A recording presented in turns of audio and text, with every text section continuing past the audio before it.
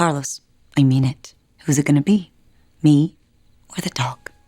Carlos chose the dog over his wife, but he had no choice. Since losing his sight, he became completely helpless, unable to go out to work. Even the simplest tasks required help from Gab. To ease Gab's burden, Carlos decided to adopt a guide dog from the training center. Gab was initially thrilled about this, hoping the dog could fully take over the care of Carlos, but she soon realized she had been overly optimistic. How do I get Roxy to fetch it for him? Roxy doesn't do that.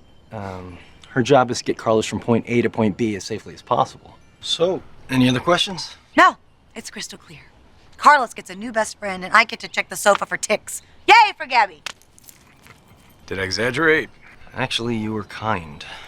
The household chores still had to be done by her, and with no income for either of them, they now had an extra mouth to feed. Carlos, ignoring Gab's objections, indulged the dog's hunger for food. Poor Gab, while feeling bad for the dog food, also had to endure the dog's rudeness toward her. At night, even her own bed was taken over. Unable to tolerate it any longer, Gab was about to snap at Carlos, but the dog, sensing her hostility, immediately got up and warned Gab. She doesn't like it when you yell at me, remember?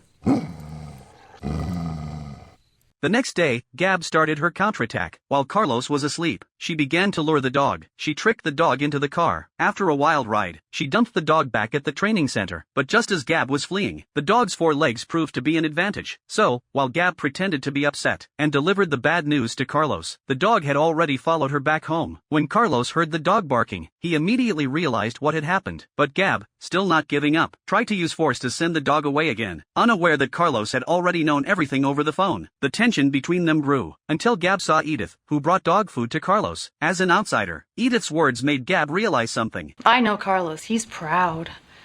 He's gonna pretend that he can still go toe-to-toe with you as if he was the same man that he always was.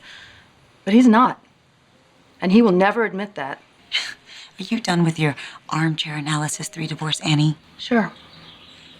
But if you're not gonna treat Carlos right, there are plenty of other women out there who will. I think I've proved that. Gab finally understood that Carlos had been pretending to be strong, and all she could do was to accept his final disguise.